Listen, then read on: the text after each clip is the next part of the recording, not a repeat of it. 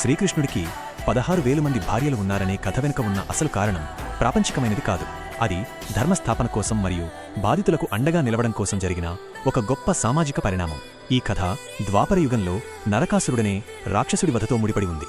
నరకాసురుడు ప్రాగ్జ్యోతిషపురాన్ని పాలిస్తూ తన అజేయమైన శక్తితో దేవతలను, మానవులను పీడించేవాడు. అతడు లోకంలోని 16,100 మంది రాజకుమార్తెలను బలవంతంగా అపహరించి తన బందీలుగా ఉంచుకున్నాడు. వారిని చిత్రహింసలకు గురిచేస్తూ తన అదుపులో ఉంచుకుని లోకాన్ని భయభ్రాంతులకు గురిచేశాడు. ఈ అన్యాయాన్ని అరికట్టడానికి శ్రీకృష్ణుడు తన భార్య సత్యభామతో కలిసి నరకాసురుడిపై యుద్ధం ప్రకటించి అతడిని సంహరించాడు. నరకాసురుడి మరణం తర్వాత ఆ 16,100 మంది మహిళలకు బంధ విముక్తి లభించింది.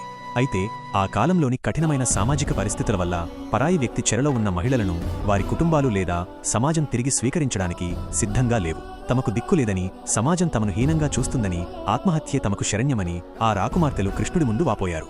అప్పుడు కృష్ణుడు వారిని ఆదుకోవడానికి ఒక అద్భుతమైన నిర్ణయం తీసుకున్నాడు. వారికి సామాజిక గౌరవాన్ని, భద్రతను కల్పించడం కోసం వారందరినీ తన భార్యలుగా స్వీకరిస్తున్నట్లు ప్రకటించాడు.